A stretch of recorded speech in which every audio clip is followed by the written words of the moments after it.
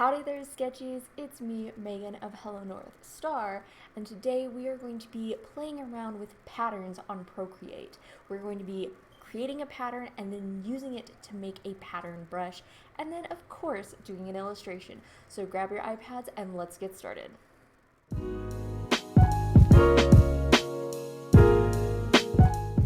Alright, so what are we doing today? We are creating a clean pattern so that way it's self-repeating. Don't worry if you don't have an iPad and Procreate. Same basic technique is going to translate into Photoshop, Paint Clip Studio, any other digital photo editing software that you have that you can draw in. Really easy. It's fantastic to use for backgrounds, for texture, and of course making like seamless patterns on like t-shirts and notebooks and even fabric. So let's turn on our program and let's jump right into it. All right, so you've got Procreate open. I already have a canvas ready for us to go. I like to use 3 inches by 3 inches, a perfect square, in 300 DPI. I found this is to be the perfect size, not too big, not too small, on brush making and grain making for Procreate. Now you need to remember that Procreate uses white for its brush and grain import. Any variation of white in the grayscale will show up as opaque. Anything darker or black is going to show up transparent. If you're using Photoshop, this is going to be vice versa. White is going to be transparent and black is going to be opaque. So make sure you know which one is which for your digital illustration program. All right, so I've already got some layers set up for us to do this, but I'm going to break it down on how to set up your layers to make seamless pattern making just absolutely easy and flawless. So you're going to have 2 separate groups set up. All right, so you're going to have, I have layers 7, 6, 7, and 5. And there is a very good reason for this. We will explain it in just a moment. So let's select our first layer 7, and that's going to be where we draw our primary pattern. So I'm thinking something like old time candy, like Laffy Taffy or Taffy and lollipops and hard candies that grandmas pull out of their purses. So things like that. I'm thinking that would make a really cute pattern. So you want to go pretty big on your initial pattern illustration, but make sure it doesn't go outside of the canvas. So none of this. Don't do that because it makes it harder for it to become seamless. So stick kind of to the center. So let's add some taffy in here. I believe they're called taffy ribbons. And then we've got some bubble gum or some hard candy wrappers. And let's do like a lollipop swirl. And then thinking like a little hard candy here. Perfect. Now you can either attempt to redraw it or we'll get rid of that one. We're going to duplicate a layer. This is really quick and easy, especially if you're just copying the whole layer and everything in it. So you're going to select layer 7 or your layer that you have your objects drawn in, swipe to the left and hit duplicate. It's going to duplicate the whole layer, and then I'm going to move it down into the lower group. So that way I have them both in separate groups. Now here's the reason why we have 4 layers and we have 2 layers that are completely filled in with some sort of color. So if you look over here at layer 6, I have it completely filled in pink. You don't have to have pink, it's just what I selected. And how you do that nice, painless, and easy is you hit the layer that you're wanting to fill and you just select fill layer. Now keep in mind it's going to fill with whatever color you have selected. So we have 2 separate groups here of the same pattern, except for the background. Don't worry about the background color. It's not going to be in our final. So what I'm going to do is I'm going to move the entire group. So everything that's in that group, I'm going to select and move all at once. How you do that is you select the group title. So it's not technically a layer, but if you look, you can select group, and that's going to select everything that's in the group. So what I'm going to do is I'm going to be moving it vertically. So this is super, super important. Whenever you're making a pattern, you move vertical first, and then you're going to move horizontal. So we're going to move vertical. I have selected my mover tool. It's given me all these options down at the bottom, like freeform, uniform, distort, and warp. We are going to be using uniform. And I highly suggest, if you're like me and kind of a little shaky, you might want to turn on magnetic, just so that way things snap into place and you can kind of see a guideline. So what we're going to do is we're going to move it up. And we're going to move it up to the center. And it looks like my taffy is going to be gone. I'll add some more in there later. So now what we're going to do is we're going to select the other group, and we're going to move it down.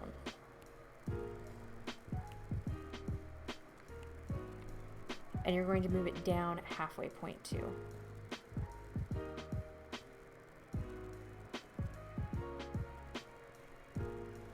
All right. Now, and the reason why we had those colors is so that way it lines up, and you can definitely see if you're like too far away. It looks like the pattern looks really great now. So what I'm going to do is I am going to turn off those background fill layers, and now I should just be left with the white outlines and the black background layer. So I am going to merge all of them. So you take your two fingers and you push them all together, and I'm going to merge them all. If you have a layer that is hidden, it's going to just basically delete itself. So now we have our vertical pattern. So now you can go in and kind of fill in some more spaces, because our next move is going to be horizontal. So let's add some more candies to this.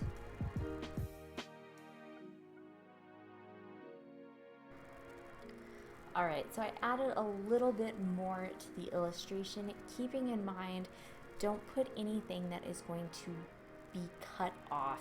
So everything is kind of in the center. You can see the full extra illustrations that I've done. So what we're going to do is we're going to do the exact same technique with the 4 layers, the duplicating of the layers, the fill layers, just so that way we can definitely see where everything is lining up. So what we're going to do is, instead of moving vertical, we are going to be moving horizontal. So what we're going to do is we're going to be selecting the entire layer here, and we're going to move, I'm going to move left first.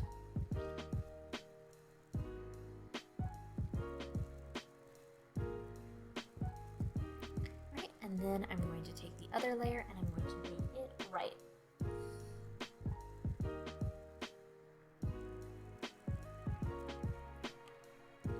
Up, and you can see this is a really good reason why having those fill layers are going to help.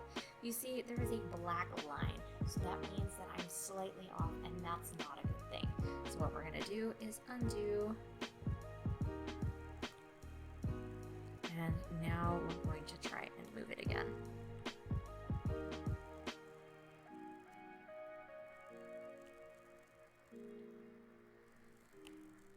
All right, there we go.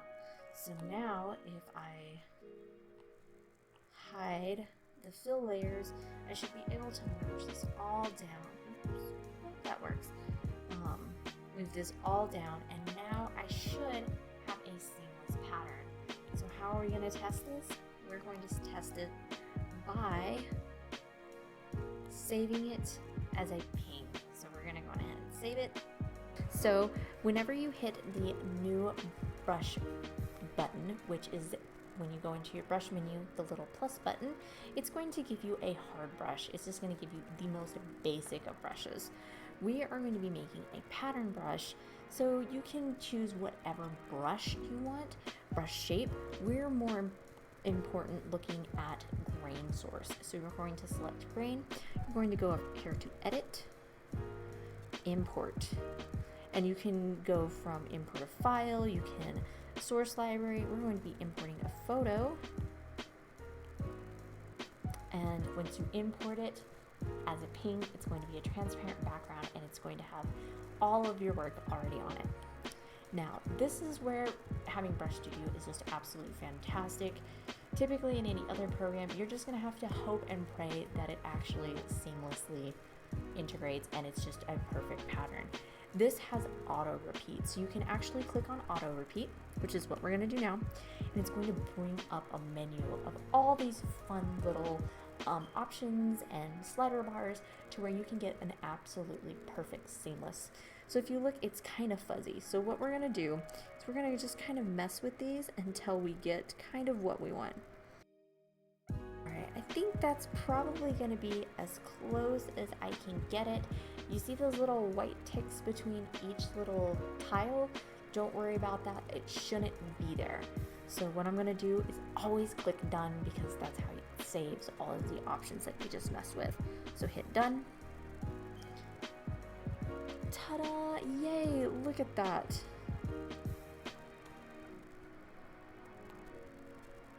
You can go down to About Brush.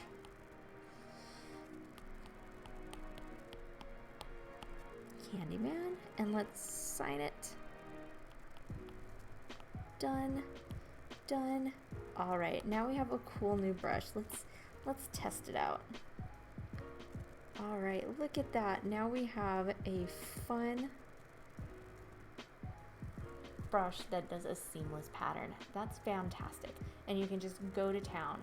You can combine your pattern brush with other brushes. You can just go crazy and use patterns for making really, really cool brushes. So we're going to be doing an illustration using our new candy brush, and I've got just the idea for it. So let's get started with that.